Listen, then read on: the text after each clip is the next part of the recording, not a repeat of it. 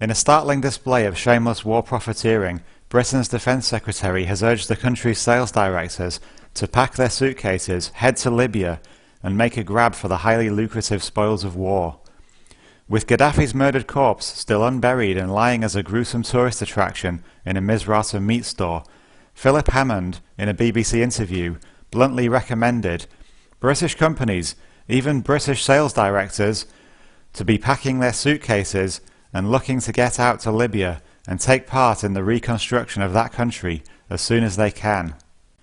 After the plundering of those other recent victims of Western neo-imperial aggression, Afghanistan and Iraq, the tried and tested formula of destroying a sovereign nation's infrastructure and then swooping in to win multi-billion-dollar reconstruction contracts should come as a surprise to no one. It's nonetheless startling to hear the British government dispense with standard humanitarian rhetoric and unashamedly green-light British businesses feasting on the freshly slaughtered cadaver of Libya's NATO bomb-devastated infrastructure.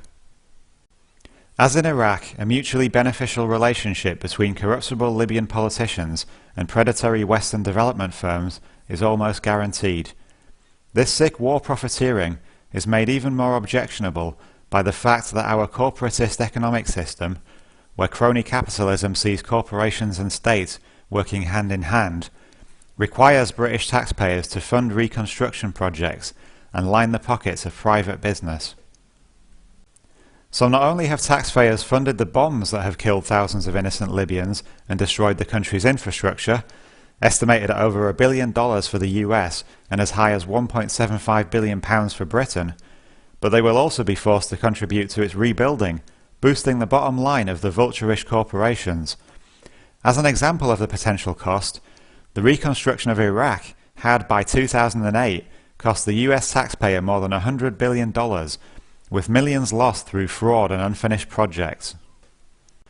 At a time of great economic hardship for many British and American taxpayers, the fact that we're forced to pay for the carnage of the unjustified war in Libya and then subsidise the post-war profit-chasing of private companies is disgraceful. Whilst organised resistance to the political and financial elite is in its infancy, the recent Occupy events offer some small hope that the people are beginning to fight back against the warmongering state and their corporatist cronies. As well as physical occupations, organised tax resistance will be, in my opinion, an important front in the developing battle between the people and the corrupt elite. It's time to make a stand and say no to this grossly immoral insanity.